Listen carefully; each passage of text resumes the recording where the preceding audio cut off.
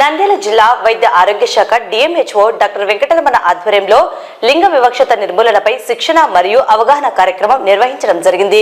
కార్యక్రమంలో DCHS doctor Jafrulla, doctor Madhusudan Rao, resource persons, వైద్యులు పాల్గొన్నారు. ఈ సందర్భంగా వారు మాట్లాడుతూ సమాజంలో స్త్రీ పురుషులు సమానమేనని, వీరి మధ్య వివక్షత ఉండకూడదన్నారు. ఆధునిక వైద్య శాస్త్రంలో సాధించిన ప్రగతి వలన గర్భస్థ పిండ ఆరోగ్య స్థితిని పరీక్షించేందుకు అనేక ఆధునిక వైద్య పరికరాలు, ప్రక్రియలు, పరీక్షలు చౌకగా అందుబాటులో ఉన్నాయని తెలిపారు.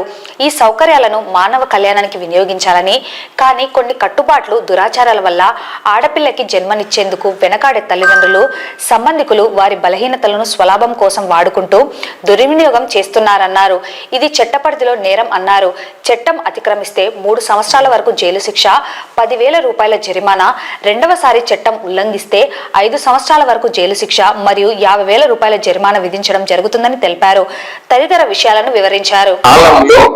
భగవంతుడు ఇచ్చినట్టుగా ఎంతమందినైనా అప్పుడు తల్లిదండ్రులు ప్రసవిస్తూ వెళ్ళారు. నేను కూడా మా నాన్నకు 11వ సంతానాన్ని. అంటే అప్పుడు ఇటువంటి పరీక్షలు లేవు. ఆధునిక శాస్త్రం, ముఖ్యంగా టెక్నాలజికల్ మెడికల్ మార్వెల్స్, సాంకేతిక అద్భుతమైనటువంటి పరికరాలు. ఈ సమావేశానికి సంబంధించినంత వరకు ఒకే ఒక్క మిషన్ అల్ట్రాసౌండ్. ఆ అల్ట్రాసౌండ్ తో గర్భస్థ శిశువు యొక్క లింగ నిర్ధారణ చేయగలిగేటువంటి సామర్థ్యాన్ని, భ్రూణ హత్యలు, పెరుగుతున్న పిండాన్ని తల్లి కడుపులోనే చిదువు వేయటం, దీనికి సంబంధించిన అద్భుతమైన కవిత కూడా మా ఐఎంఏ డాక్టర్ సహదేవుడు గారు భావావేశంతో జరుగుతున్న ఈ కార్యక్రమాలకు ఎందుకు ఇంత పాశవికంగా తయారైనారని చాలా చక్కగా వివరించారు. ఇకపోతే మన గైనకాలజీ ప్రొఫెసర్ వెంకటరమణ గారు ప్లస్ మేడం చెప్పినట్టుగా ఇందులో కారణం ఎవరు? భ్రూణ హత్యలకు 2 or 3 2 లేక 3 పిల్లలు కన్న తర్వాత 3వ సంతానమో 4వ సంతానమో ఆడపిల్ల అని తెలిసినప్పుడు కదా. ఏ తల్లిదండ్రులు కూడా మగపిల్లవాడిని భ్రూణ హత్య చేయలేదు.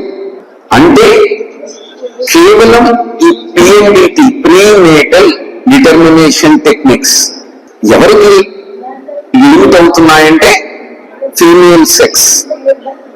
కాబట్టి దీనికి సంబంధించినంత వరకు నాకు తెలిసి నంద్యాల మెడికల్ అసోసియేషన్ గా పోయిన నెలలోనే నేను బాధ్యతలు తీసుకున్నాను.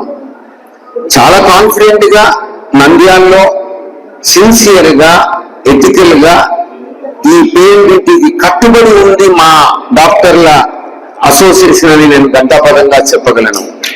మరి ఎలా జరుగుతున్నాయి అంటే అది నాణానికి ఇంకొక వైపు.